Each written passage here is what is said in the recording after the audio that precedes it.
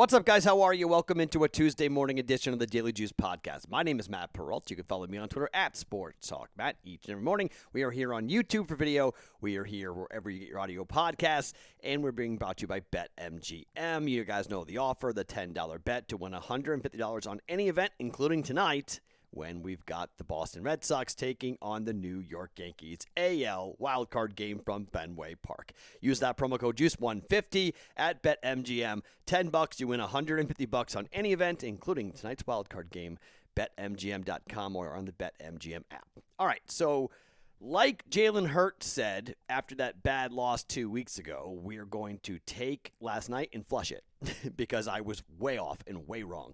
So good Sunday. So we're 0-1 on Friday, 2-3 on Saturday, 7-3 on Sunday, and then 0-4 on Monday. So not good. I was way off on everything. The game, well, the second half went as I thought it would go. High scoring, fast paced, back and forth. First half was, I don't know what the Raiders were doing. They were down 21-0 at the break, and if they had just scored, 14 points, we would have been live to cover the over, but that is 3 consecutive games now where primetime unders have come in Thursday, Sunday, Monday. Every game this week came in under, and we are watching more and more unders come in. So the books are starting to juice these numbers up a little bit higher than what they probably should be because it was 8-1 to primetime overs. It's now 8-4 to primetime overs. So that trend now is toast. So 51, 52, 51's a key number. It got over that. And it was an underplay just because of the Raiders and then the Chargers. I didn't do much with the total besides I teased the Raiders up to +9, and I took the total and pulled it down. Even if I had taken the total and teased it up and taken the under, it still wouldn't have come in because it was a 14-point win. So the bet should have been the Chargers. Nice win out of them. I didn't know what to make of that game. I couldn't make up my mind. I think the Chargers are really good. Their defense is really good. I like Herbert a lot. I mean, Brandon Staley is a coach. I'm a big fan. He made a big fan of me tonight with how aggressive he is, going for it on fourth down multiple times, good play calls, taking advantage. I mean, he seems like the modern-day head coach, defensive-minded guy with some gumption, some guts to go for it.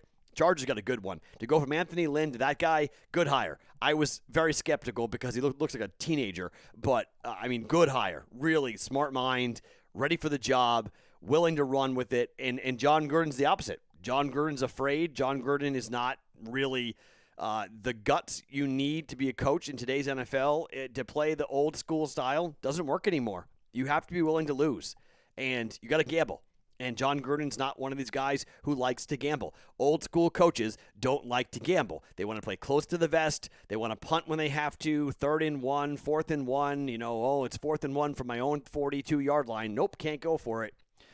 Brandon Staley's like, get out of my way, guy. I know what I'm doing.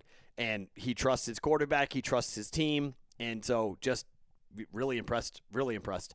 The teaser misses. The under does not come in. Eckler got close. He got 28 yards. We needed 36 yards receiving from Austin Eckler. He ran all over the Raiders. Huge game for him running the football. That should have been the play. And then Waller got shut down. He had 50 yards and had 1 touchdown, but 50 yards for him, so he goes over. His numbers were juiced up pretty good, but I thought he'd have a much better first half. He had nothing. So 50 yards in the second half. If he had anything really in the first half, 1 or 2 catches, that would have gone over, but it didn't. So just no excuses. 0-4. Bad day. Bad bets. Bad day. All on me. I apologize. Hopefully you faded it. If you trailed, I apologize. That stinks. All right. So let's go to today. This podcast won't be very long, but I do want to, if you're watching on YouTube, you're seeing this is a 2003 Red Sox shirt. Okay? It's now 2021. This thing is old. It barely even fits me anymore. It's all boxy, but the back, if you can see it on YouTube, you can read that. Keep the faith, about 2003. I've saved this. I pull this out for special days. Okay, I pull this out for big days. It is a homer pick for my half a unit plus 123 Red Sox money line bet. But let me try to justify it here for a second, okay, before you say, oh my goodness, really? The Boston guy, the Red Sox fan, of course you're going to take the Red Sox. You're always wrong when you bet on the Red Sox. That's true. I'm not going to deny that, but I was right about Boston with the 79.5 wins going over. Okay, so I have been right about this team. Maybe not day to day, but I have been right about this team. And here is the thing. Nathan Eovaldi is going for the Red Sox. Nathan Eovaldi has not pitched in the playoffs since 2018. But in those playoffs, Nathan Eovaldi pitched 22 and 1/3 innings, gave up just 15 hits, four earned runs, 5 runs scored, 3 walks to 16 strikeouts, only gave up 1 home run. He beat the Yankees in Game 3 of the ALDS. He beat the Astros in Game 3, and he came in relief in Game 5. Went to the World Series. He pitched in Game 1 and in Game 2, both out of the bullpen. And then he started Game 3, where he ended up losing that game to the Dodgers in Game 3. But he pitched very well. When he has started for the Red Sox in the postseason, 7 innings, 5 hits, 1 earned run against these very Yankees. Red Sox won the game 16-1. In the game against Houston, in Game 3 of the ALCS, 6 innings, 6 hits, 2 earned runs, 4 strikeouts. He has a career ERA in the postseason of 1.61. Okay? 1.61. He's going up against a guy who was in the Cy Young Award running in Garrett Cole. Garrett Cole's record and ERA at Fenway Park this season is 1-2 with a 6.19 ERA. 3 games started, 16 innings pitched, 12 runs, 11 of them earned, 5 home runs given up at Fenway Park by Garrett Cole. Garrett Cole was very good early in the year, but in the second half of the season, not so much. 7-4 with a 4.14 ERA. In the month of September and October, Garrett Cole has an ERA of 4.78. Garrett Cole down the stretch did not pitch all that well. Coming down the stretch, Garrett Cole roughed up. ERA over 7.6, gave up 329 hitting in his last 3 starts. And in 4 outings in totality against the Red Sox, he has a 4.91 ERA. No sticky stuff against the Red Sox coming up here today. I think the Red Sox are going to rough up Garrett Cole. If this turns into a bullpen game, well, then the Red Sox are going to be in trouble. The Red Sox have to get to Garrett Cole so early that Aaron Boone can't pull him. Like, they got to score 4 runs early on this dude, okay? The lineup for the Yankees is really inconsistent, as by what we saw against the Rays when they had to win and the Rays didn't care, and the game was 0-0 going into the bottom of the 9th inning where the Yankees finally scored. I just don't really like this Yankees offense all that much, but Aaron Judge and Giancarlo Stanton, Mike Stanton, are hot. You make a mistake to them, and they're going to hit a ball to the moon. But if those are the only 2 guys hitting balls, and hopefully they just hit, solo home runs, I think the Red Sox could be okay here, all right? In a 9-inning game with all hands on deck, I'm going to take the Red Sox lineup because of what happened when the Red Sox had to win and they went down 5-1. What did they do? They turned around and they scored 6 runs, thanks to Rafael Devers hitting 2 home runs, including 1 in the top of the 9th inning, where they won the game 7-5. The Red Sox offense, top to bottom, is better, or I should say hotter. Better is debatable, but it's hotter than what the Yankees have, okay? You've got a bunch of power bats with the Red Sox at Fenway Park. Not debating the Yankees have power bats as well. But I think Nathan Eovaldi can get the job done. I think Nathan Eovaldi can pitch well here, all right? So, Red Sox at home. Red Sox with the betting starting pitcher, the hotter starting pitcher, although Eovaldi did get hit up pretty hard in his last start against the Yankees. Definitely got hit hard in that game. But I just think the Red Sox are at home, and there's value on the Red Sox at plus 123 here. It's a one-game situation at home. I don't know how you don't take the home dog, all right? Regardless of me wearing a Red Sox shirt, regardless of what, they've got a chance to win the game. It maybe is more of like a coin flip. Red Sox won 10 games, and the 2 teams were separated by 1 run. I get the Yankees swept the Red Sox at Fenway Park, but all that tells to me is that the Red Sox are due to win a game. Okay, they were reeling, but they got in. And something happens when it all resets, and it's all about one game, and the Red Sox are at home, right? Huge rivalry. I get it that the Yankees are the big bad Yankees, and they've got bigger lineups, and they got better hitters, and I get all that, okay? But this Red Sox lineup, in the middle of their lineup, they need Devers, they need Xander Bogaerts, they need everyone to hit Cole early and score early in this game because the Yankees will panic. If you get them, if you go up early on the Yankees, you can really put some stress on Aaron Boone, who, if he loses this game, could lose his job. All right? I'm not saying he's going to. I'm just saying he could. Okay? There is a lot of pressure on this guy to win, and a lot of pressure on the Yankees to win and get into the playoffs, because whether it's a wild card game or not, this is not really the playoffs. Okay? It's a wild card game. It's a winner-take-all, one-game situation. It's just kind of, it is what it is. All right? So how I'm betting this game, Red Sox money line, plus 123. It's kind of the same thing with the Patriots a little bit there, that like everyone's picking the Yankees and the Red Sox have plus money and they're at home. Everyone was picking Tampa. Patriots were home and plus money. Same kind of thing, right? I was wrong with the Patriots. I could be wrong with the Red Sox. Half a unit bet on the Red Sox on the money line at plus 123. And the total in the first 5 innings is 4. Much like hockey, when we bet 5, I like solid numbers because we have a push potential through 5 innings. 2-2, 3-1, 4-0.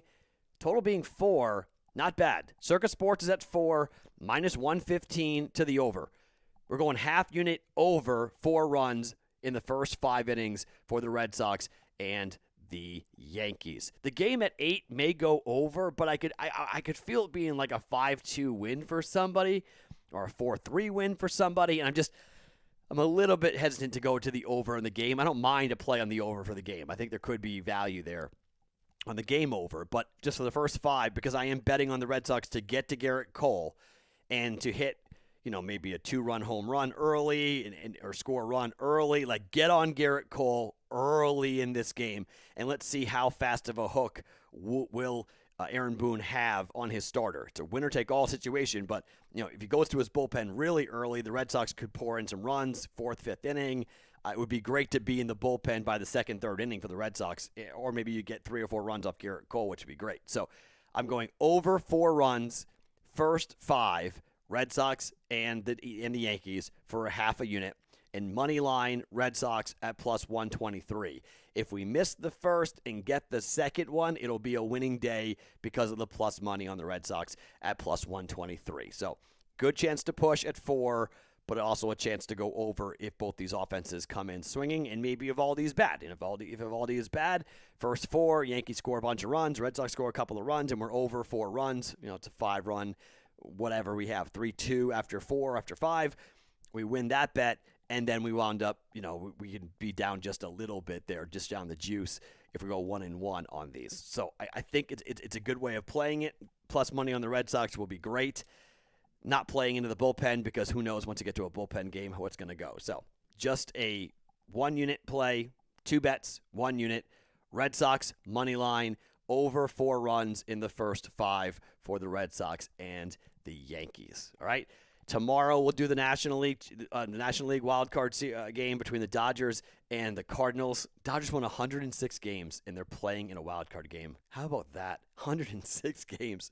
They went over their 102.5 win projection, and they get, just unbelievable. Just so crazy. By the way, we did some good news yesterday because the ticket was cashed for the Giants to win the National League West at plus 330. So that was nice. That was nice. 1.5 unit pickup there with a plus 330, half a unit cash on the Giants to win the National League West. So I liked that. I needed that. I liked that. So that made up for yesterday a little bit. So technically for me, when it comes to my bankroll, it was actually just a push for me with being down. Well, no, we were down 2 units. So it was still a losing day. Down half a unit, but not nearly as bad thanks to that future wager coming in. And Dan Harris asked me about future wagers. I'm not there yet for the NBA and for the NHL. I will have NBA win totals to give out at some point in the near future. When we get a little bit closer to the start of the regular season, I got to see how teams are playing, but I also need to see injuries, because if you bet a win total and then a star goes out and gets hurt, it's really not a good situation. So we'll get in on that. And then preseason hockey, we'll get in on that a little bit as well, talk about some predictions, some teams that I like. So we are getting close. This is an awesome sports week, by the way. So we have the wild card game tomorrow, or the American League tonight, National League wild card game tomorrow. Then we have Thursday Night Football, which is a really good game. Rams are playing on Thursday night. Then we've got Friday, which is playoff baseball on Friday. And then on Saturday, we got playoff baseball, we got college football, and I have got the Wilder Fury fight number 3, which I'm going to, and we will have a bunch of bets going on Wilder and Fury 3 heavyweight fight here in Las Vegas, which I cannot wait to go to. So I'm psyched to watch that fight. I'm going to be at a bunch of the events coming up once the week kind of calms down a little bit, but got a bunch of things going on. G2E, which is the Global Gambling Summit, is here in Vegas. The biggest convention for gamblers in the world is this weekend. I'm doing a panel on Wednesday, and I'll be hanging out with Matthew Metcalf and Matt Holt. Matthew Metcalf is from Circa Sports, their lead bookmaker, and Matthew Holt from U.S. Integrity. So got a lot of things going on this week. It is a crazy, crazy week. But plays, Red Sox money line, first 5 over 4, 1 unit, half a unit bet each for us today. Keep the faith. Let's go Red Sox. My name is Matt Perrault. You can follow me on Twitter at SportsTalkMatt each and every morning. It's the Daily Juice podcast, always being brought to you by BetMGM.